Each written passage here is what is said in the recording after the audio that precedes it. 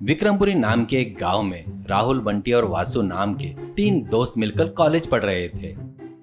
एक दिन कॉलेज हो जाने के बाद तीनों मिलकर पेड़ के नीचे बैठकर बात कर रहे थे। गांव के आखिरी में स्थित एक पुराना पक्का पड़ा हुआ बंगले के बारे में लोगों की अनेक कहानियां प्रचलित थी।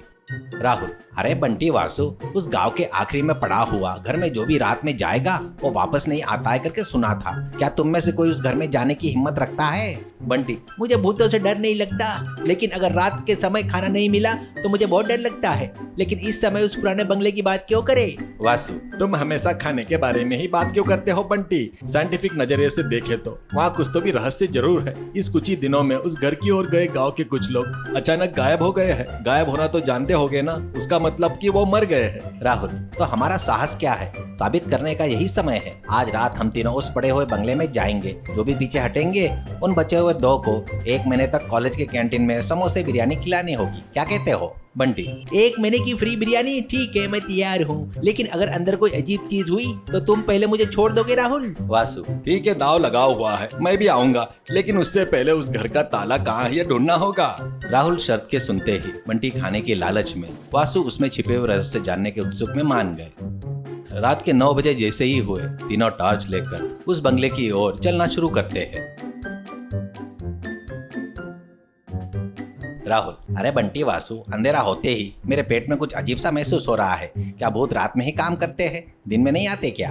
अरे डरो मत राहुल, मैं हूँ ना, तुमको कुछ नहीं होने दूंगा। वैसे भी हम अंदर नहीं गए हैं ना, अभी क्यों डर रहे हो? वो सब छोड़ो, वहाँ देखो, वो पुराने बंगले का गेट कितना बड़ा है और उसमें लगा हुआ ताला भी बहुत अजीब है। यह साधारण ताला नहीं, इसे खोलना हमारे बस की बात नहीं है।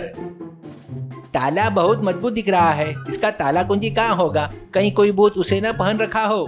पागलपन की बातें बंद करो बंटी। इसके बारे में हमारे गांव के दूसरी ओर जंगल में एक बूढ़े भूत तांत्रिक के बारे में जानते हैं। उन्होंने ऐसी पुरानी रहस्य की बातें पता होती है। हमें अभी उनके पास जाना चाहिए।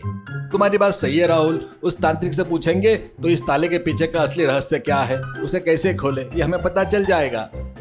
तीनों तुरंत जंगल के रास्ते में स्थित तांत्रिक की कुटिया की ओर भागे। जंगल में एक पुरानी कुटिया में भयानक रूप से सजाकर बैठे हुए भूत तांत्रिक को तीनों जाकर मिले।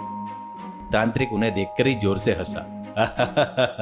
कॉलेज के लड़के, तुम्हारे चेहरे पर डर स्पष्ट दिख रहा है। ऊपर से उस आखिरी में पड़ा हुआ बंगले के बारे में जानने की इतनी जल्दी क्या है? क्या अपनी जान की परवाह नहीं? तांत्रिक जी, हमने शर्त लगाई है, हम उस घर के अंदर जाकर अपना साहस साबित करना चाहते हैं। वो गेट का ताला कैसे खोले हमें बताइए। पागल लड़को, वो बंगला कोई साधारण घर नहीं है। उसमें एक रहस्यमय लोहे का डिब्बा है, उसे भूत डिब्बा कहते हैं। उस डिब्बे को खोलने की कुंजी घर के पीछे मौजूदा पुराने कुएं में पड़ी है। बंटी, तो ताला कुंजी मिल गया तो अंदर जाकर कोई सोने के मटके मिलेंगे तो उन्हें पकड़ कर लाएंगे स्वामी जी। मूर्ख मत बनो, उस डब्बे में कोई सोने के मटके नहीं, उसमें एक भयानक नर पिशाच बंधा हुआ है। पुराने दिनों में उस डब्बे में खून भरकर उसे बाहर बुलाते थे, लेकिन वो अब तरीका बंद हो गया है। देखो, मेरे पास मंत्र वाला नींबू है, उन्हें ले जाओ। नींबू से क्या होगा स्वामी जी, वह डिब्बा कैसे खुलेगा? उस डब्बे के पास जाकर उन नींबुओं को वहां रखो। उससे निकलने वाला विशेष मंत्र वाली सुगंध से वह नर पिशाच आकर्षित होगा और डिब्बा खुल जाएगा। लेकिन याद रखो, वह बाहर आया तो गांव के लोग गायब हो जाएंगे, यानी मर जाएंगे। तांत्रिक द्वारा दिए गए मंत्र नींबू को थैली में सुरक्षित रखकर तीनों वापस पड़ा हुआ बंगले के पास पहुंचे। तांत्रिक की बातें याद करके तीनों के दिल जोर जोर से धड़कने लगे। बंटी, अरे राहुल, मुझे यह प्लान अच्छा नहीं लग रहा है। तांत्रिक की बातें सुनकर ही रोंगटे खड़े हो गए। गायब होना मतलब मर जाना है ना? हम लोग की वे झंझट पाल ले यार, हमें घर जाकर सोना चाहिए। राहुल, आप पीछे हटे तो कैसे बंटी? 1 महीने तक कैंटीन का बिल कौन भरेगा? चलो, तांत्रिक ने कहा ना, वह कुआं को ढूंढते हैं हम लोग जाके। तीनों टॉर्च लेकर पुराने पड़े हुए बंगले के पीछे गए। वहां कटीली झाड़ियों के बीच में पुराना सूखा कुआं मिला। वासु, यही है वह कुआं। तांत्रिक ने कहा ना, वह पुराना लोहे की चाबी इसमें है, लेकिन अंदर बहुत अंधेरा है, कौन नीचे उतरेगा? राहुल, बंटी, तुम्हारी ताकत सबसे ज्यादा है, तुम ही अंदर जाकर ढूंढो और लेकर आओ। बंटी, मैं अगर नीचे गया और ऊपर से तुमने ताला बंद कर दिया तो मेरी क्या परिस्थिति होगी? वासु के हाथ लंबे हैं, वासु को ढूंढने के लिए कहो। वासु, ठीक है यार, लड़ो मत, मैं पास ही में पड़ी एक लंबी लोहे की छड़ी से कुएं के तले में ढूंढता हूँ, वेट। वासु ने छड़ी को कुएं में डाला और इधर उधर घुमाना शुरू किया। वासु लकड़ी से कुएं में ढूंढ रहा था, तब अचानक कुछ टकराने की आवाज आई। सावधानी से उस छड़ी के हुक में उसमें फंसाया और उसे ऊपर खींचा। वासु, अरे देखो मिल गई, मांत्रिक ने कहा था ना, वह पुरानी चाबी यही है। कितनी भारी है यार। राहुल, अरे सुपर, सच में तू ग्रेट है यार। अब चाबी मिल गई ना, अब चलो बिना देर के मेन गेट के पास चलते हैं। तीनों दौड़ते हुए बंगले के सामने पहुंचे। राहुल ने ताना लेकर चाबी में डाला और खोल दिया। कीर की आवाज के साथ दरवाजा खुल गया। बंटी, अरे बाप रे, इस आवाज से ही मेरे प्राण आधे हो गए। गेट तो खोल लिया, लेकिन अंदर का घर कितना डरावना लग रहा है। बूंदे गिर रही है, घोर सन्नाटा है। क्या हम वाकई अंदर जा रहे हैं? हाँ बंटी, अब पीछे नहीं हट सकते। अंदर क्या है वो तो देखना होगा ना। टॉर्च चालू करो। तीनों एक के पीछे एक करके बंगले के मुख्य हॉल में चले गए। अंदर बहुत ठंडी थी और खिड़कियां अजीब आवाजें कर रही थी। अंदर घुसते ही एक पुरानी अजीब सी गंध महसूस हुई। तीनों ने अपने टॉर्च से हॉल में रखे बीच में एक रोशनी डाली। हॉल के बीच में एक टेबल सा था जिस पर धूल जमी हुई एक अजीब सी लोहे की पेटी थी। देखो, तांत्रिक ने बताया था वही भूत डिब्बा। इसमें पुरानी टंक जैसी कुछ है। इसमें पक्का पुराने कपड़े जैसा कुछ होगा यार। बंटी, इसको हल्के में मत लो, इसे संभल कर खोलो। इसमें पक्का तंत्र मंत्र के निशान दिख रहे हैं भाई। वहाँ देखो, इसके चारों ओर कुछ अजीब ऊर्जा जैसी लग रही है। सब लोग लॉजिक पर आते हैं और अपना काम शुरू करते हैं। अपने थैली में का नींबू निकालते हैं, चलो। राहुल ने अपनी थैली से वो लाल नींबू निकाला और डिब्बे की चारों ओर रख दिया और लाइन में लगा दिया।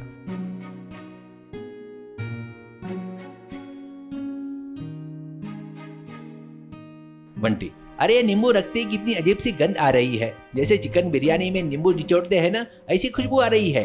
वासु, अपना मुंह बंद रखो बंटी। तांत्रिक का विशेष मंत्र की खुशबू है। चुप रहो और देखो, वो नर पिशाच आकर्षित होकर यहाँ पर आएगा। संभल कर रहो। नींबू रखने की थोड़ी देर बाद कुछ भी नहीं हुआ। तीनों उसी डब्बे की ओर देखते रहे। वहां पर सन्नाटा छा गया था। तभी वो लोहे की पेटी हल्के से हिलने लगी। बंटी, अरे राहुल, क्या मेरी आंखें घूम रही है या ये बक्सा सच में हिल रहा है? राहुल, नहीं बंटी, बक्सा सच में हिल रहा है। अंदर कुछ तो है। ताला अपने आप खुल रहा है, देखो। बक्से का बड़ा लोहे का ताला अचानक से टप की आवाज करके नीचे गिरा। बक्सा धीरे धीरे खुलने लगा। वासु, सब पीछे हट जाओ। तांत्रिक का कहना सच था। उस नींबू की मंत्र वाली सुगंध काम कर गई। अंदर की शक्ति बाहर आ रही है। बंटी, अरे मैं यहाँ नहीं रह सकता यार, मेरे पैर कांप रहे हैं। राहुल, मुझे जोर से पकड़ लो। बक्से के अंदर से एक काले धुएं जैसा साया जोर से बाहर निकला। उस कमरे में जल रही टॉर्च की लाइटें एक साथ बुझ गई। चारों तरफ सन्नाटा छा गया। उस लोहे के बक्से के अंदर से अजीब दृश्य शक्ति बाहर आई। उन्हें एहसास हुआ कि वह नर्क पिशाची है। कमरे की हवा अचानक गर्म हो गई। पिशाच की आवाज गूंजी। कितने सालों बाद मुझे इस नरक से आजादी मिली है। उस तांत्रिक के नींबू की खुशबू मुझे यहाँ तक खींच लाई। जिसने मुझे यहाँ कैद किया था वो पुण्य व्यक्ति कौन है? उस डरावनी आवाज को सुनते ही तीनों लड़के एक साथ जमीन पर गिर पड़े। बंटी, स्वामी पिशाच जी, आपको हमने बाहर नहीं निकाला। राहुल ने वो नींबू लाकर यहाँ रखा था। मुझे छोड़ दीजिए, मैं तो बहुत अच्छा लड़का हूँ। राहुल, अरे बंटी, मुझे क्यों फंसा रहा है? स्वामी जी, हम कॉलेज के छात्र हैं। गलती से ये सब कुछ हुआ, हमें क्षमा कीजिए। पिशाच, क्षमा? जिसने मुझे सालों से यहाँ कैद कर रखा था, मैं उसे माफ नहीं करूंगा। आप लोगों ने मुझे यहाँ से निकाला, इसके लिए शुक्रिया। लेकिन मेरी भूख मिटानी होगी। अब से इस गांव के लोग मेरी भूख बनेंगे। वह पिशाच का साया हवा में मिल गया और बंगले से बाहर निकलकर चला गया।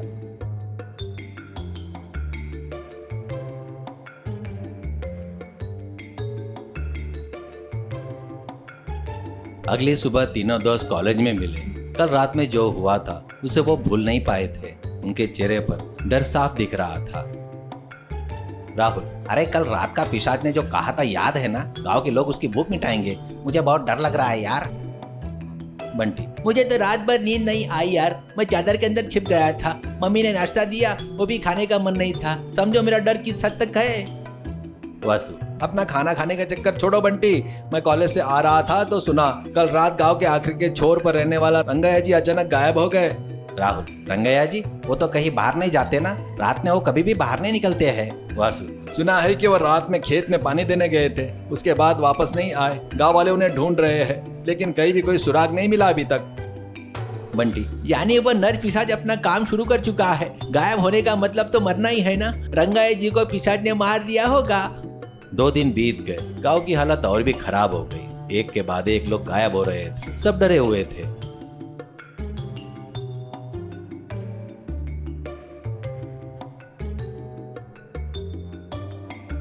अरे राहुल बंटी, इधर आओ, मामला बहुत गंभीर है। कल रात हमारा कॉलेज का वॉचमैन रामू भी गायब हो गया।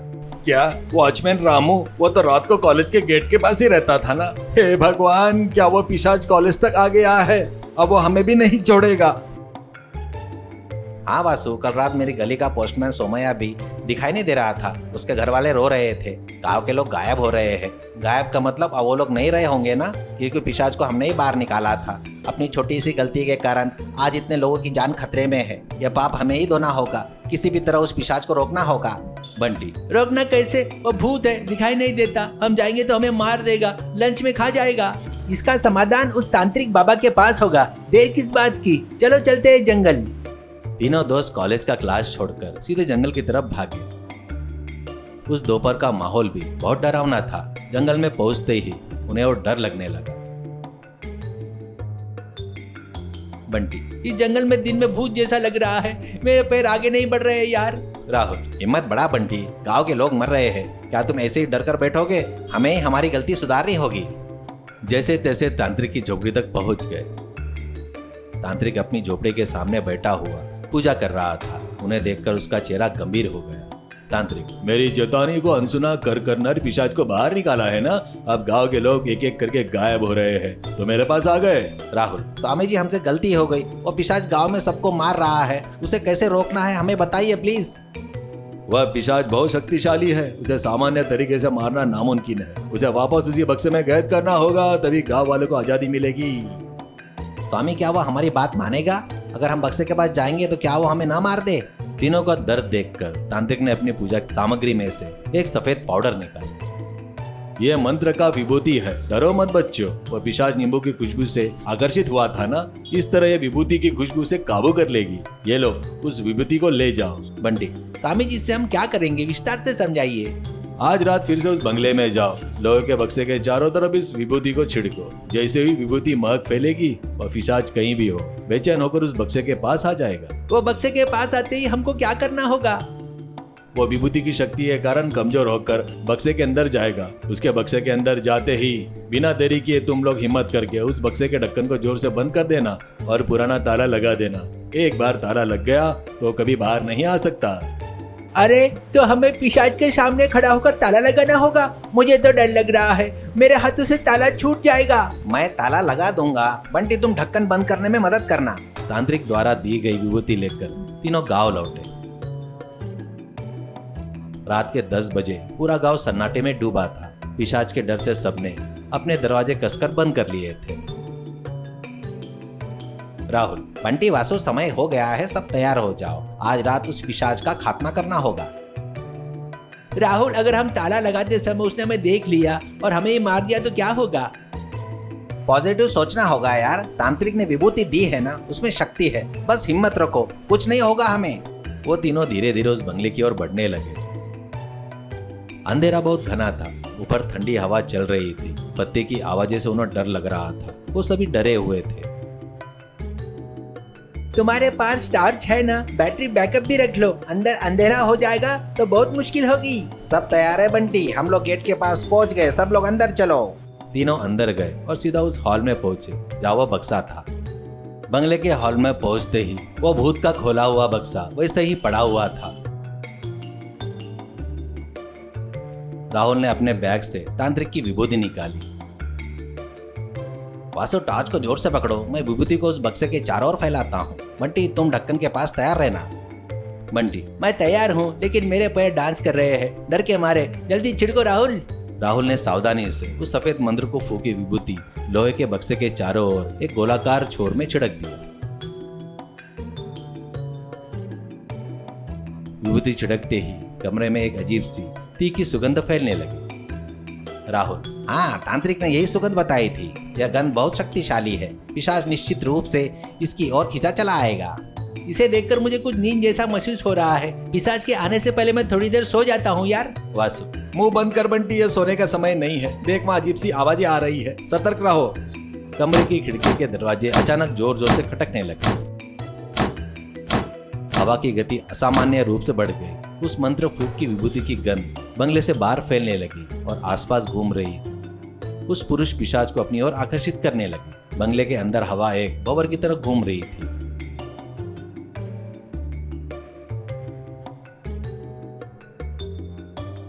बंटी, अरे इतनी तेज हवा क्यों चल रही है? मेरा टॉर्च की रोशनी बुझने वाली है। राहुल, रोशनी बंद मत करना, वो देखो हॉल के दरवाजे के नीचे से काला धुआं आ रहा है, पिशाच आ गया।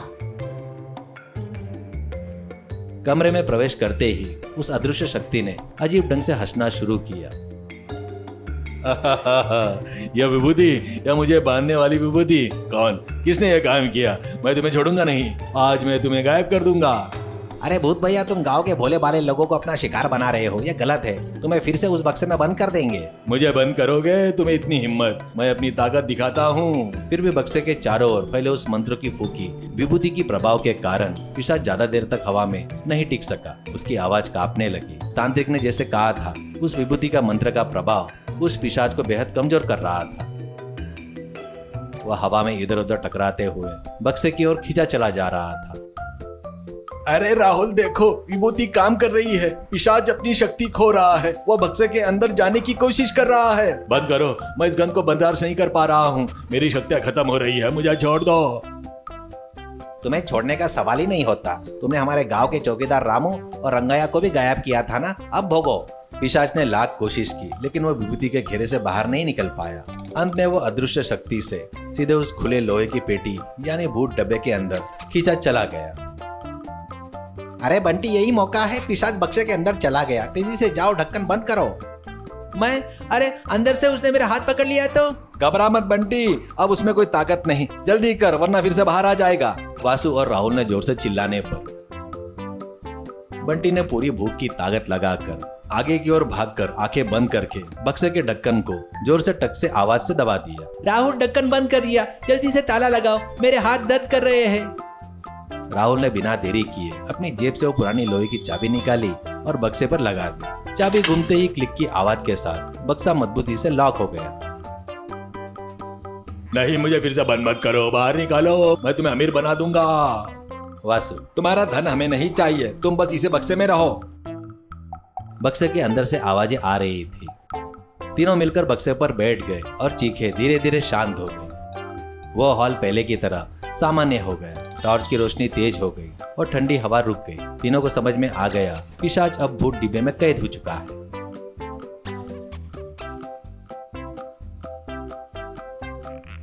बंटी, अरे बाप रे भगवान, मेरी जान में जान आ गई, वो पिशाच बक्से में कैद हो गया, अब फिर से कभी बाहर नहीं आएगा।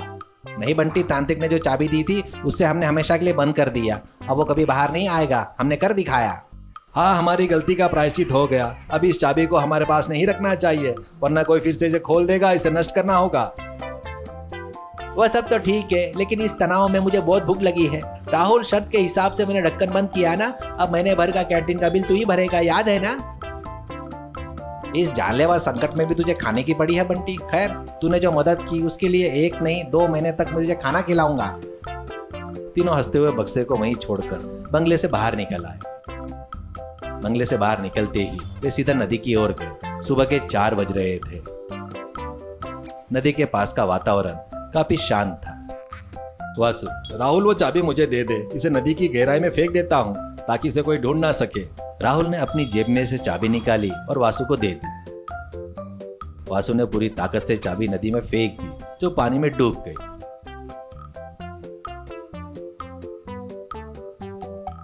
बंटी, अब पिशाच कभी बाहर नहीं आएगा, अब गांव वालों को भी कोई डर नहीं रहेगा। राहुल, हाँ बंटी, अब से कोई गायब नहीं होगा, सब खुश रहेंगे। इस घटना से हमने एक पाठ पढ़ा है। वासु, सही कहा राहुल, फालतू की चीजों में शर्त लगाकर बुरा फंसना नहीं है। हिम्मत दिखाने के लिए भूतों की जगह पर जाना बेकार है। तीनों एक में का हाथ पकड़कर तीनों की दोस्ती सदा सलामत रहे सोचकर अपने घर की ओर लौट पड़े। उस रात के बाद गांव में कोई अजीब घटना नहीं हुई, कोई गायब नहीं हुआ और लोग फिर से खुशी से रहने लगे।